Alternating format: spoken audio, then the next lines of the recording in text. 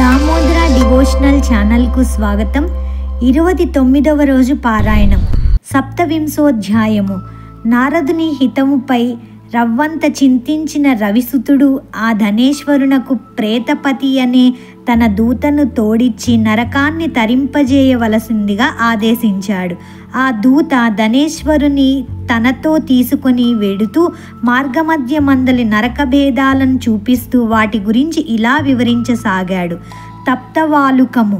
ఓ ధనేశ్వర, మరణించిన వెంటనే పాపకర్ములు ఇక్కడ కాల్చబడిన శరీరములు కలవారై దిక్కులు వ్రక్కలయ్యేలా రోధించుతూ ఉంటారు.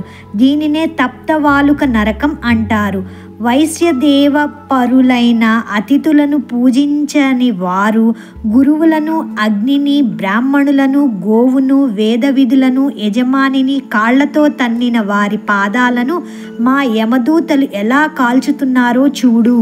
ఇక్కడ ధనేశ్వరునికి ప్రేతపతి అనే ఒక దూతని తోడిచ్చి నరకాన్ని మొత్తం చూపెట్టుకు రమ్మని పంపించారనమాట. నరకంలో ఒక్కొక్క చోట ఏం జరుగుతుంది అని చెప్తున్నారు. తప్తవాలుకం అయిపోయింది. నెక్స్ట్ అంధతా మిశ్రము. ఈ నరకంలో సూది మొనలు వంటి భయంకర ముఖాలు కలిగిన పురుగులు పాపాత్ముల శరీరాలను దొలిచివేస్తూ ఉంటాయి. ఇది 16 రకములుగా కుక్కలు, గ్రద్దలు, కాకులు మొదలగు పక్షి జంతు సమన్వితమై ఉంటాయి. పరుల రహస్యాన్ని భేదించే పాపాత్ములందరూ ఈ నరకంలోనే దండించబడుతూ ఉంటారు అని చెప్తున్నారు. క్రకచము అనే పేరు గల ఈ నరకం 3వది. ఇక్కడ పాపాత్ములను అడ్డముగాను, నిలువుగాను, ఏటవాలుగాను, సమూలముగాను, అంగంగాలుగాను రంపాలతో కోస్తూ ఉంటారు. అసిపత్రవనం. 4 నరకధోరిణి అయిన దీనినే అసిపత్రవనం అంటారు.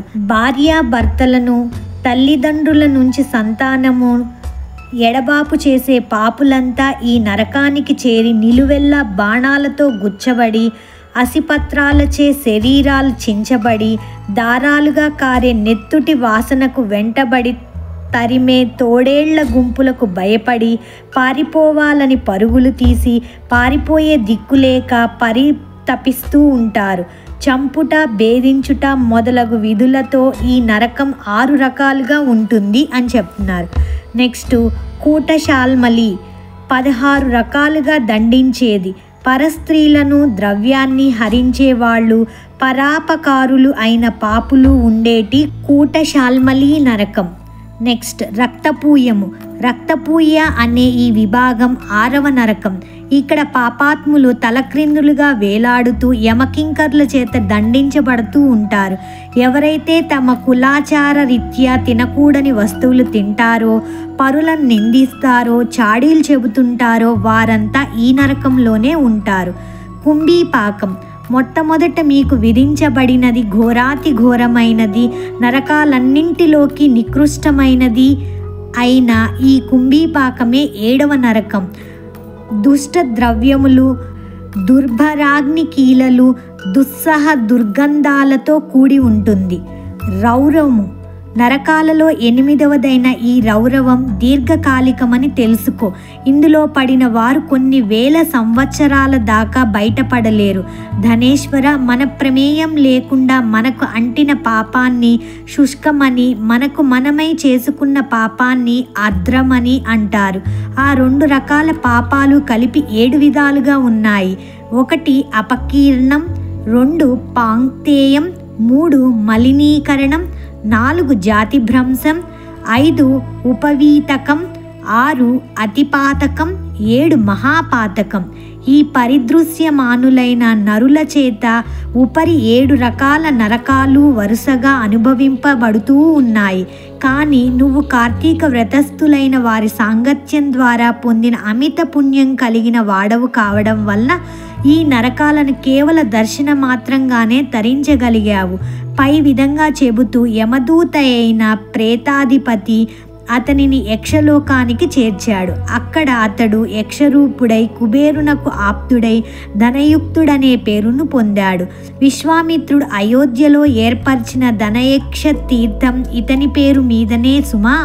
అందువలన సత్యభామ పాపహారిణి శోకనాశిని అయిన ఈ కార్తీక వ్రత ప్రభావం వలన మానవులు తప్పనిసరిగా మోక్షాన్ని పొందగలరనడం ఏమాత్రం అతిశయోక్తి లేదు అని సత్యభామకు చెప్పిన వాడై శ్రీకృష్ణుడు సాయం సంధ్యానుష్ఠానార్థమై స్వీయ గృహానికి వెళ్ళాడని సూతుడు ఋషులకు ప్రవచించాడు. సప్తవింశోధ్యాయ సమాప్తః. అష్టవింశోధ్యాయము. సూత ఉవాచ. ఈ కార్తీక మాసం పాపనాశిని, విష్ణువుకు ప్రియకరి, వ్రతస్థులకు భుక్తిముక్తిదాయిని అయి ఉంది. కల్పోక్త విధిగా ముందుగా విష్ణు జాగరణము, ప్రాతస్నానము, తులసీ సేవ, ఉద్యాపనం, దీపదానం అనే ఈ 5 కూడా కార్తీక మాసంలో ఆచరించిన వారు ఇహాన భుక్తిని పొందుతున్నారు. ఏ 5 అంటే విష్ణు జాగరణం, ప్రాతస్నానం, తులసీ సేవ, ఉద్యాపనం, దీపదానం. ఈ 5 చేసిన వాళ్ళకంట పాపాలు పోవాలన్నా, దుఃఖాలు తీరాలన్నా, కష్టాలు కడతేరాలన్నా కార్తీక వ్రతాన్ని మించింది మరొకటి లేదు. ధర్మార్థ కామ మోక్షాలు 4 కోసము ఈ కార్తీక వ్రతం ఆచరించవలసి ఉంది. కష్టములలో ఉన్నవాడైనను, దుర్గారణ్యగతుడైనను, రోగి అయినా సరే విడవకుండా ఈ వ్రతాన్ని పాటించాలి. ఎటువంటి ఇబ్బందులు కలిగినా సరే వ్రతమును మానకుండా శివాలయంలోనో విష్ణువాలయంలోనో హరిజాగారాన్ని ఆచరించాలి. శివ విష్ణు దేవాలయాలు చెరువుల్లో లేనప్పుడు రావి చెట్టు వద్ద కానీ తులసి వనంలో కానీ వ్రతం చేసుకోవచ్చును. విష్ణు సన్నిధానంలో విష్ణు కీర్తనల్లో ఆలపించే వాళ్ళు సహస్ర గోదాన ఫలాన్ని, వాద్యాలు వాయించే వాళ్ళు అశ్వమేధ ఫలాన్ని, నర్తకులు సర్వతీర్థాల స్నాన ఫలాన్ని పొందుతారు. ఆపదల్లో ఉన్నవాడు, రోగి, మంచినీరు దొరకనివాడు వీళ్ళు కేశవనామాలతో లాంఛన మాచరించితే చాలు. వ్రతోద్యాపనకు శక్తి లేని వాళ్ళు బ్రాహ్మణులకు భోజనం పెడితే సరిపోతుంది. శ్రీ మహావిష్ణువు యొక్క స్వరూపమే బ్రాహ్మణుడు. కావున కార్తీక మందు బ్రాహ్మణ్ణి సంతోషపరచడం చాలా ప్రధానం. అందుకుగాను శక్తి లేని వాళ్ళు గోపూజ చేసినా చాలును.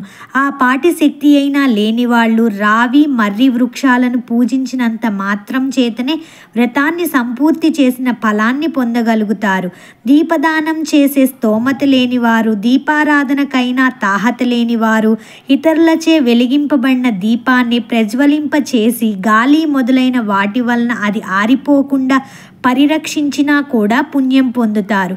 పూజకు తులసి అందుబాటులో లేనివారు తులసికి బదులు విష్ణు భక్తుడైన బ్రాహ్మణుని పూజించాలి. రావి, మర్రి.